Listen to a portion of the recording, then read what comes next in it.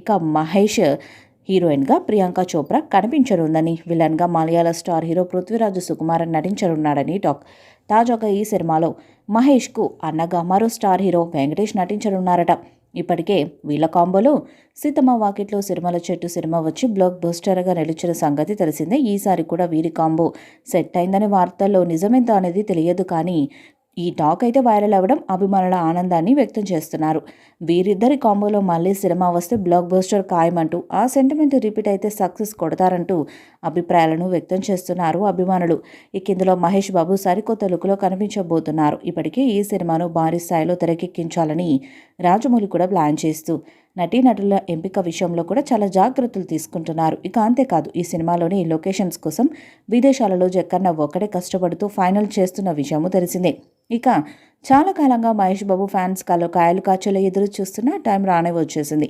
ఎట్టకేలకు Mahesh Babu Rajamouli cinema start అయింది.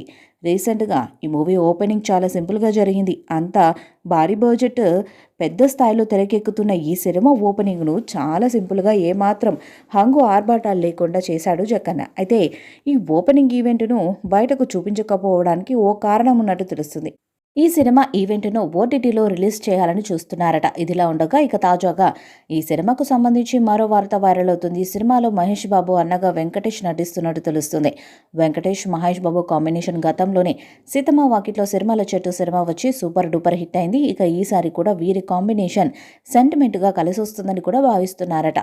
ఈ వార్తల్లో నిజమేంతో తెలియదు, కానీ ఈ టాక్ మాత్రం వినిపిస్తుంది. ఇక ఈ సినిమాలో మహేష్ బాబు లుక్ ఓపెనింగ్లో కనిపించింది. మహేష్ బాబు లుక్స్ ఆద్రిపోయాయి. కుర్ర హీరోలు కుళ్ళుకునేలా అమ్మాయిల మనసుల్లో మరొకసారి రాజకుమారుడు అనిపించుకున్నాడు మహేష్. ఈ వీడియోపై మీ అభిప్రాయాన్ని కామెంట్ బాక్స్లో తెలియజేయండి. ఈ వీడియో మీకు నచ్చితే లైక్ చేయండి, షేర్ చేయండి, కామెంట్ చేయండి. మరిన్ని అప్డేట్స్ కోసం మన ఛానల్ సబ్స్క్రైబ్ చేయండి. అలాగే పక్కన ఉన్న గంట సింబల్ గట్టిగా కొట్టండి.